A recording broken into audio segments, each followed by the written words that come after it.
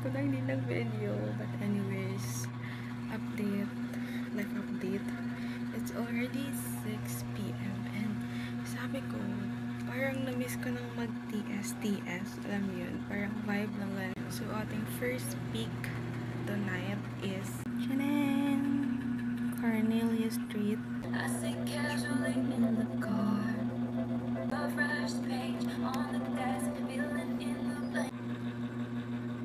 Hindi siya makipagbiruan, pero ang puso mo hindi paglalaroan. Swerte mo kung mapapibigyan, ingatan mo ang pag-ibig na isang kakaiba.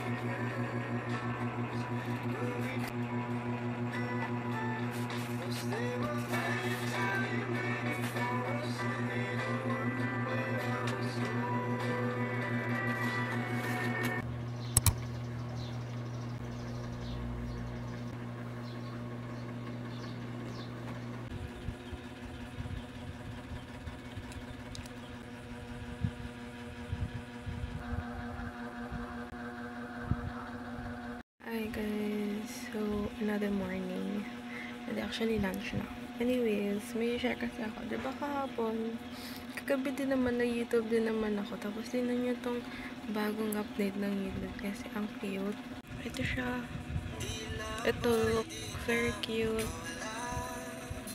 Naka-theater mode to siya. Tapos ito pag wait, may audio. Ito pag yung balik sa default.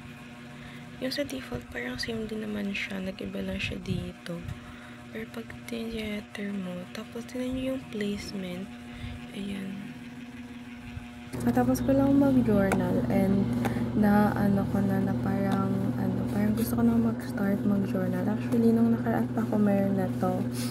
Kasi before ko napagtanto na parang gusto ko magsulat dito. Ang sinusulat ko na naman dito is mga thoughts ko, mga rants ko. Yun yung isusulat ko dito. Pero yung first na sinulat ko is yung thoughts and rants. What's mga friends ko. Anyways, this is wala kayong makitang libro na ganito yung title. Kasi kinover ko lang siya. So, this is actually the gentle reminder. Before ako nagsulat dito, nagbasa muna ako.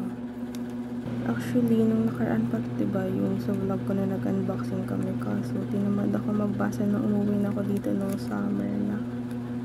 Hi, Girly Pop! So, today is July 30. And, so, start time muna. Yesterday, I went to my school for our enrollment. So officially I am now a sophomore. It's currently now it's already 4:39. Sobrang init talaga. Pinatay ko yung fan kasi nawan ako sa niya kasi mula pa siya kagabi. Ito, mayroong mini fan dito. Sobrang init talaga siya, ate. Ginagawa ko kasi ngayon, I am reading this gentle reminder na iniba ko yung cover niya kasi gusto ko lang. Kasi gusto kong pink siya. Yes. Tapos nag-journal din ako. Pero as of now, I am reading that. Kasi parang I need that. I cried last night for some friendship reason. Diba? Kasi ang ingay pag yun to eh. Pero ang lamig. Yun lang.